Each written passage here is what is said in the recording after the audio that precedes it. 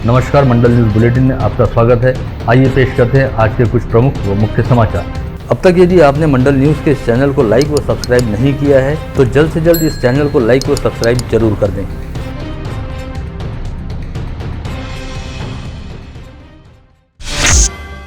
Covid संक्रमण के खतरे व लॉकडाउन के चलते विगत 1.5 वर्षों से सभी स्कूल व कॉलेज बंद पड़े हैं। हालांकि अब कोविड संक्रमण की रफ्तार और असर कम होने के चलते धीरे धीरे चरणबद्ध ढंग से स्कूल व कॉलेज खोलने का निर्णय लिया जा रहा है। इसके तहत 5वीं से 12वीं की कक्षाओं को शुरू कर दिया गया है। वहीं अब पहली से चौथी की कक्षाओं वाली शालाओं को भी खोलने के बारे में राज्य के प्राथमिक शिक्षा विभाग द्वारा निर्णय लिया जा रहा है। पता चला है कि राष्ट्रीय शिक्षा दिवस का औचित्य साध कर दीपावली पश्चात 11 नवंबर से पहली से चौथी की कक्षाओं को शुरू करने हेतु कृति प्रारूप तैयार किया जा रहा है।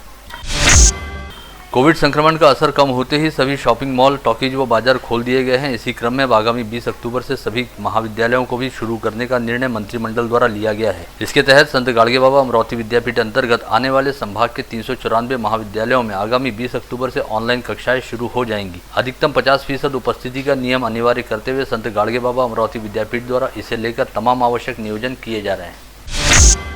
मुंबई के नायर अस्पताल में 12 से 18 वर्ष आयु गुट वाले 6 बच्चों पर कोविड प्रतिबंधात्मक वैक्सीन का सफलतापूर्वक परीक्षण किया गया। इन बच्चों में टीकाकरण के बाद वैक्सीन का कोई विपरीत परिणाम दिखाई नहीं दिया। ऐसे में 18 वर्ष से कम आयु वाले बच्चों को कोविड प्रतिबंधात्मक वैक्सीन लगाए जाने का रास्ता खुल गया है। 18 वर्ष से कम आयु वाले बच्चों के लिए बनाई गई कोविड प्रतिबंधात्मक वैक्सीन का परीक्षण करने की अनुमति केंद्रीय स्वास्थ्य मंत्रालय द्वारा दी गई थी, जिसके अनुसार नायर अस्पताल में 6 बच्चों पर कोविड वैक्सीन का परीक्षण किया गया। अगले 2 दिनों के दौरान समूचे राज्य में बिजली की तेज गड़गड़ाहट के साथ बारिश होने की संभावना मौसम विभाग द्वारा व्यक्त की गई है। मौसम विज्ञानियों के मुताबिक बंगाल की खाड़ी में कम दबाव वाला क्षेत्र बनने की वजह से यह बारिश होगी, जिसके चलते विदर्भ व मराठवाड़ा सहित उत्तर मध्य महाराष्ट्र के कई हिस्सों में बारिश हो सकती है। 9 दिवसीय नवरात्रोत्सव पूर्ण होने के बाद अब सार्वजनिक मंडलों व घरों में स्थापित की गई दुर्गा प्रतिमाओं का विसर्जन करना शुरू किया गया है। इसके तहत स्थानीय छती तालाब व वडाली तालाब परिसर में दुर्गा प्रतिमा विसर्जन की व्यवस्था की गई है, जहां पर कल 17 अक्टूबर तक दुर्गा विसर्जन का दौर चलता रहेगा। शहर पुलिस आयुक्तालय अंतर्गत 1964 स्थानों पर दुर्गा एवं शारदा प्रतिमाएं स्थापित की गई हैं तथा विजयादशमी के पर्व यानी कल शुक्रवार 15 अक्टूबर से दुर्गा प्रतिमाओं के विसर्जन का दौर शुरू हुआ। साथ ही आज 16 अक्टूबर को सर्वाधिक 275 दुर्गा प्रतिमाएं विसर्जित की गई। वहीं 17 अक्टूबर को 140 सार्वजनिक मंडलों की दुर्गा एवं शारदा प्रतिमाओं को विसर्जित किया जाएगा। दोनों विसर्जन स्थलों पर पुलिस चौकी, प्रकाश व्यवस्था व ताड़पत्री आदि की व्यवस्था प्रशासन की ओर से की गई है।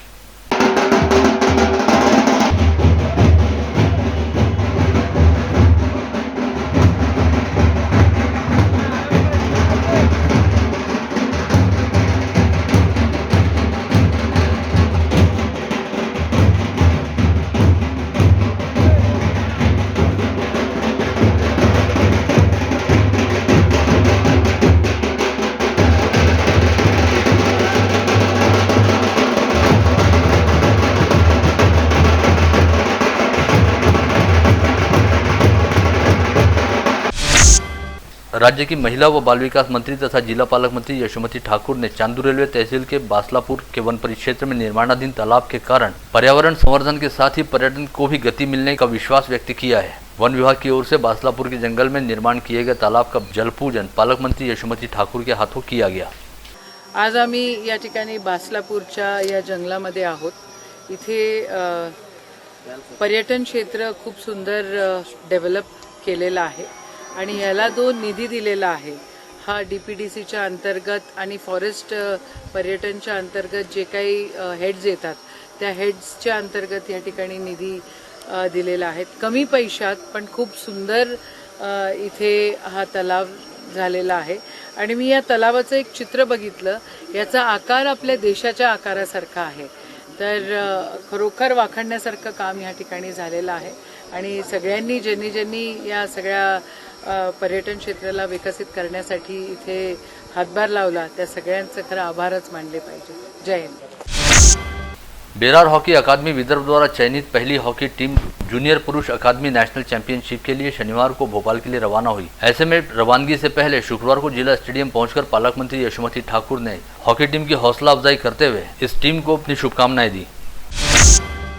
स्थानीय सराफा बाजार परिसर में प्रताप चौक स्थित महाराणा प्रताप के अश्वारूढ़ पुतले का जल्द ही सौंदर्यीकरण व नूतनीकरण होने जा रहा है। क्षेत्र के पार्षद विवेक कलोती के प्रयासों से होने जा रहे इस काम का भूमि पूजन पूर्व पालक मंत्री व विधान परिषद सदस्य प्रवीण पोटे पाटिल के हाथों शनिवार की शाम 6 बजे किया गया। इस अवसर पर शहर के कई गणमान्य नागरिक तथा विभिन्न होलसेल व्यापारी संगठनों के पदाधिकारी उपस्थित थे।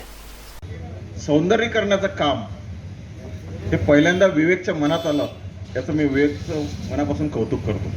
आज अमरावती जिल्ह्यामध्ये, आज जिल्ह्यातच नाही त्या महाराष्ट्रामध्ये पुतळ्याचं महत्त्व आणि त्याचं स्वरूप सांगण्याची वेळ या ठिकाणी आलेली आहे। आज आम्ही पुस्तकात वाचत होतो, आता ते पुस्तक सुद्धा राहिले नाही। महाराणा प्रताप कोण, छत्रपती कोण, झाशीची राणी कोण, ही सांगायची वेळ या ठिकाणी आलेली आहे। ठिकाणी आज या अशा परिसरामध्ये की ज्या जवाहर गेटमध्ये या शहराला बढत देण्याचं काम हे जवाहर गेट करते, अशा ठिकाणी महत्त्वाच्या ठिकाणी आपण याचं एक सौंदर्यीकरणाचं काम आपण हाती घेतलं। त्याबद्दल मी या परिसरातल्या लोकांचं, सगळ्या आपल्या इथे बसलेले सगळे मान्यवर यांचं सुद्धा मनापासून अभिनंदन करतो। विशेष करून विवेकचं फार मनापासून कौतुक करतो। अमरावती जिल्ह्याचा विकासच्या बद्दल बोलत असताना आमचे जयंतरावांनी बरेच काही उल्लेख केला, पण खरं आहे की या जिल्ह्यामध्ये जो कोणी पालकमंत्री आजपर्यंत झाले त्या विकासामध्ये आजपर्यंत एवढे पैसे कुठेही आलेले नाही। हा पहिल्यांदा एवढा मोठा विकास झाला। आपण 23,000 कोटीचा उल्लेख केला, 25,000 कोटी रुपये या ठिकाणी आपण अमरावती, नागपूर नंतर हा पहिला जिल्हा आहे महाराष्ट्रामध्ये की याला 25,000 कोटी रुपये आले। तर जवळपास 15,000 कोटी तर आमच्या गडकरी साहेबांनी दिले आणि 10,000 कोटी देवेंद्रजी फडणवीस साहेबांनी दिले। त्यामध्ये आम्ही त्यात घटक आहे। ठिकाणी जेव्हा मंत्री झालं तेव्हा खूप लोकांच्या अपेक्षा, अनेक गोष्टी माझ्या समोर आल्या, पण मला ते संधी म्हणून मी या ठिकाणी आलो की आपल्याला संधी आहे, या संधीचं सोनं करायचं आपण अमरावती शहरासाठी काहीतरी केलं पाहिजे। म्हणून त्या दृष्टिकोनातून आज आपण मोठ्या प्रमाणामध्ये अमरावती शहरामध्ये आजूबाजूचे पूर्ण रस्ते पाहतो। स्थानीय विधायक सुलभा खोड़के ने आज जिला महिला सामान्य अस्पताल में चल रहे निर्माण कार्यों का जायजा लिया। जिला महिला अस्पताल परिसर में 200 बेड वाली नई इमारत का निर्माण कार्य तेजी से चल रहा है। यहाँ पर भौतिक सुविधाएं व अत्याधुनिक काम के लिए विधायक सुलभा खोड़के ने पावसकालीन सत्र के दौरान 6,35,69,000 रुपए का निधि मंजूर करवाया था। यह निधि कोषागार कार्यालय में जमा हो चुकी है और इस निधि के जरिए अस्पताल में कामों को जल्द से जल्द पूरा कर इस अस्पताल को जनता की सेवा में कार्यान्वित किया जाएगा। पीडीएमसी अस्पताल में शहर के ख्यातनाम उद्यमी और समाजसेवी संजय हरवाणी तथा हरवाणी परिवार द्वारा दिए गए आर्थिक सहयोग के चलते rotary club of Amravati mid town द्वारा स्थापित किए गए स्वर्गीय सरस्वती देवी प्रेमचंद हरवाणी सुखांत पॉलिएटिव केयर सेंटर का आज शनिवार 16 अक्टूबर को समारोहपूर्वक लोकार्पण किया गया। आणि माझं नंतर मन झालं की आपली डायरेक्शन चुकली होती। जोपर्यंत इंडोर पॅरेंटल केअर सेंटर चालत नाही, त्याची कीर्ती गावात पोहोचत नाही, तोपर्यंत होम बेस्ड पॅरेंटल केअर आपण करायलाच नको। आणि तिथे चुकलो होतो, परंतु जेव्हा मी अध्यक्षपद स्वीकारलं होतं सगळ्यांना माहित होतं की बा इसको ये करना है। आणि पीडीजी किशोर केडिया 3दा आमच्या शाळेच्या ऑफिसमध्ये आले होते, आमचं डिस्कशन झालं होतं। ते थोडेसे पडताळून पाहत होते की यांना काही माहित आहे की नाही। पूर्ण एस्टिमेट दिला तर 21 लाखाचा प्रोजेक्ट होता और इसको 1500 बेनिफिशियरीज आहे, गरीब लोक नाही आहे, त्यांची आपण वेगळ्या माध्यमातून सेवा करू, पण टार्गेट बेनिफिशियरीज आहे आपल्या मिडिल क्लास आणि अपर मिडिल क्लास। स्थानीय फसल मंडी परिसर में रखा हुआ अनाज शनिवार की दोपहर अचानक आई बारिश की वजह से पूरी तरह भीग गया। खुले में रखा अनाज भीग जाने की वजह से काफी हद तक नुकसान होने का अंदेशा है। वहीं अचानक बारिश शुरू होने की वजह से यहां पर अनाज को ढांकने के लिए काफी दौड़भाग भी देखी गई। प्रतिवर्षानुसार इस वर्ष भी विजयादशमी यानी दशहरा पर्व पर अंबा देवी व एकवीरा देवी की उत्सव मूर्तियों के साथ दोनों देवियों की पालकी निकाली गई और सीमोल्लंघन की धार्मिक विधि को पूर्ण किया गया। कोविड संक्रमण काल के पहले दोनों देवियों की पालकी बड़े ही धूमधाम और गाजे बाजे के साथ निकाली जाती थी, लेकिन गत वर्ष की तरह इस वर्ष भी दोनों देवियों की पालकी बड़े ही सादे व सामान्य ढंग से निकाली गई और कोविड प्रतिबंधात्मक नियमों का पालन करते हुए केवल मंदिर संस्थान के विश्वस्तों की उपस्थिति में सीमोल्लंघन की प्रक्रिया को पूर्ण किया गया।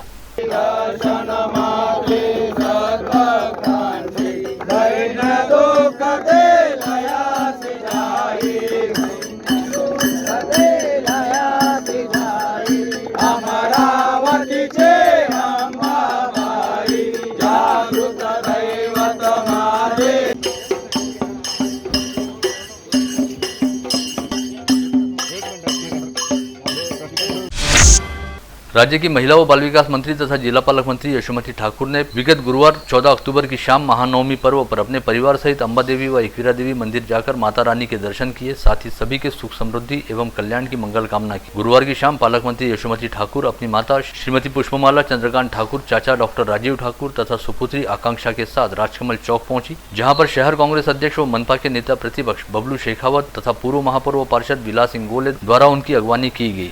यहां से ठाकुर परिवार ने अम्बा देवी मंदिर जाने हेतु पदयात्रा करनी शुरू की और सभी लोग पैदल चलते हुए अम्बा देवी व एकवीरा देवी मंदिर पहुंचे।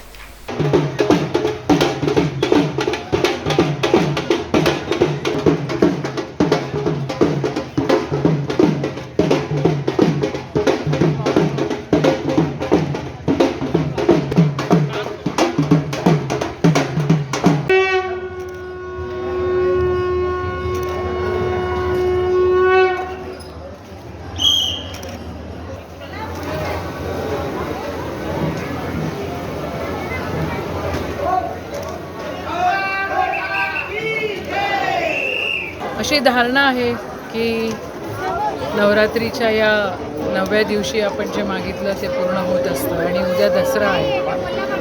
तसं तर देव अंतकरणात असतो, पण श्रद्धा महत्त्वाची आहे आणि श्रद्धेने केलं की सगळंही सार्थ होतं।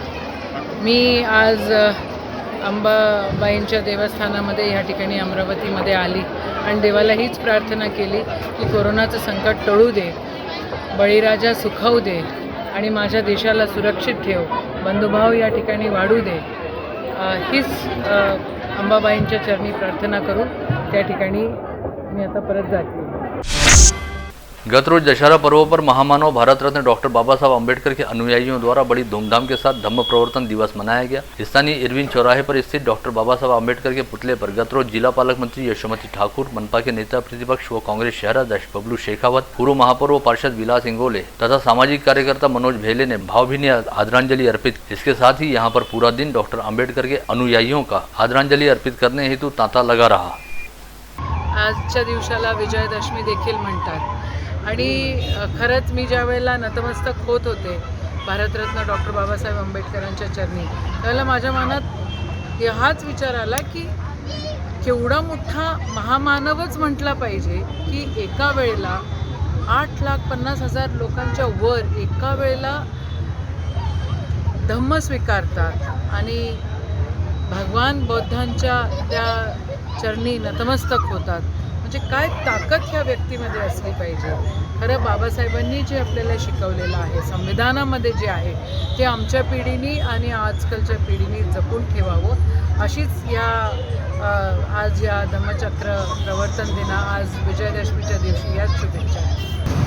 आज इथं इरविन चौकात यशोमतीताई, पालकमंत्री विलास मी बाबासाहेबांना अभिवादन करण्यासाठी आलो। आज पुन्हा अमरावती शहर आणि जिल्ह्याला धम्मचक्र दिनाच्या आणि दसऱ्याच्या शुभेच्छा।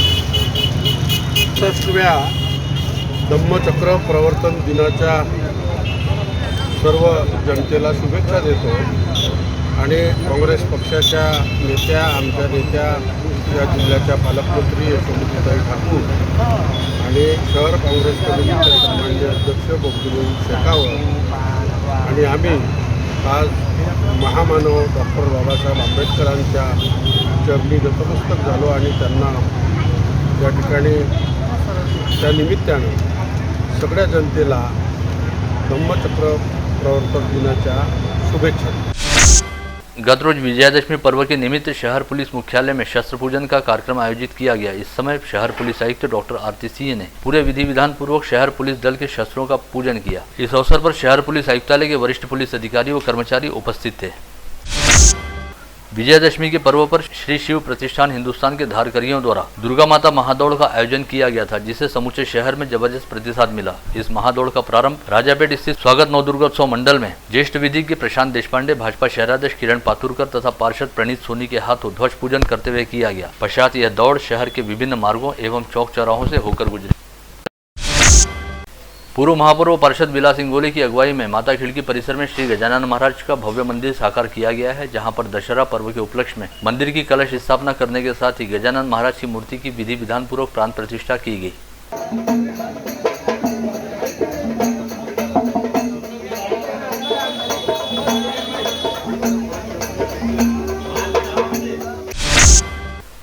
शहर के युवा उद्योजक व सामाजिक कार्यकर्ता नितिन कदम द्वारा अपनी संकल्प बहुउद्देशीय संस्था के जरिए एक और सामाजिक उपक्रम शुरू किया गया है। इसके तहत गत रोज विजयादशमी के पर्व पर शहर वासियों की सेवा में एक सर्व सुविधा युक्त अत्याधुनिक एम्बुलेंस लोकार्पित की गई। रुक्मिणीनगर परिसर में आयोजित समारोह के दौरान पूर्व जिला पालक मंत्री डॉक्टर सुनील देशमुख के हाथों इस एम्बुलेंस का लोकार्पण किया गया। कोविड संक्रमण की संभावित तीसरी लहर, जीडीपी पर होने वाले परिणाम तथा आर्थिक अनिश्चितता के चलते एक बार फिर सोने के दाम बढ़ने के लिए पोषक वातावरण तैयार हुआ है और विगत 2 माह के दौरान सोने के प्रति तोला दामों में 4000 रुपये की वृद्धि हुई है। वहीं ऐन दशहरा पर्व से पहले गुरुवार को सराफा बाजार में सोने के दाम प्रति तोला 49,000 रुपये के स्तर पर पहुंच गए। वहीं चांदी 62,000 रुपये प्रति किलो के स्तर पर जा पहुंची है। साथ ही दशहरे के मुहूर्त पर नागरिकों में सोना खरीदने की ओर काफी हद तक रुझान भी देखा गया। जिले में आज एक भी व्यक्ति कोविड संक्रमित नहीं पाया गया। वहीं बीते 24 घंटे के दौरान 2 मरीजों को कोविड मुक्त हो जाने के चलते अस्पताल से डिस्चार्ज मिला। इस समय जिले में 9 एक्टिव पॉजिटिव मरीज हैं, जिनमें मनपा क्षेत्र के 7 तथा ग्रामीण क्षेत्र के 2 मरीजों का समावेश है। इनमें से 4 मरीजों को कोविड अस्पताल में भर्ती रखा गया है। वहीं मनपा क्षेत्र में 4 तथा ग्रामीण क्षेत्र में 1 मरीज होम आइसोलेशन में रखे गए। बीते 24 घंटे के दौरान 168 नागरिकों की कोविड टेस्ट की गई, जिसमें से किसी की रिपोर्ट पॉजिटिव नहीं आई है। वहीं इस समय कोविड संक्रमित मरीजों के कोविड मुक्त होने का प्रमाण 98.33% पर स्थिर है। आज समूचे संभाग में केवल एक नया संक्रमित मरीज पाया गया, जो बुल्ढाना जिले से वास्ता रखता है। इसके अलावा संभाग में 3 मरीज कोविड मुक्त हुए, जिनमें अकोला के 1 मरीज का समावेश है। 2 दिन पूर्व जयस्तंभ चौक स्थित आरके टेलीकॉम मोबाइल शॉपी व सैमसंग स्मार्ट कैफे नामक 2 मोबाइल शोरूम में सेंधमारी करते हुए करीब 23 लाख रुपए मूल्य के मोबाइल हैंडसेट चुरा लिए गए थे। इस मामले की जांच पड़ताल करते हुए सीसीटीवी कैमरों के फुटेज के आधार पर पुलिस ने निष्कर्ष निकाला है कि इस वारदात में कुल 5 लोगों का समावेश है, जिसमें से दोनों ही स्थानों पर 4 लोगों ने मोबाइल शोरूम के सामने खड़े रहकर पहरा दिया तथा एक चोर ने दुकान के भीतर घुसकर महंगे मोबाइल चुरा लिए। कोतवाली पुलिस के 2 डीबी स्क्वाड सहित अपराध शाखा की टीम चोरों की तलाश में जुट गई है। साथ ही साइबर सेल की भी इस मामले में सहायता ली जा रही है। इसके तहत चुराए गए मोबाइल हैंडसेट के IMEI नंबरों को सर्विलांस पर डाल दिया गया है, ताकि इन हैंडसेटों के एक्टिवेट होते ही उनके लोकेशन को खोजा जा सके। फ्रेजरपुरा थाना क्षेत्र में आने वाले पोहरा रोड वैष्णो देवी मंदिर के पास शुक्रवार की दोपहर टाटा एस वाहन व अल्टो कार में जोरदार भिड़ंत हुई। इस हादसे में अल्टो कार में सवार 2 लोगों की मौत हो गई। मृतकों की शिनाख्त चिखलदरा तहसील के भुलोरा निवासी देवेंद्र राजेंद्र मावस्कर तथा धारणी निवासी हरिकिशन दत्तू काजदेकर के तौर पर हुई है।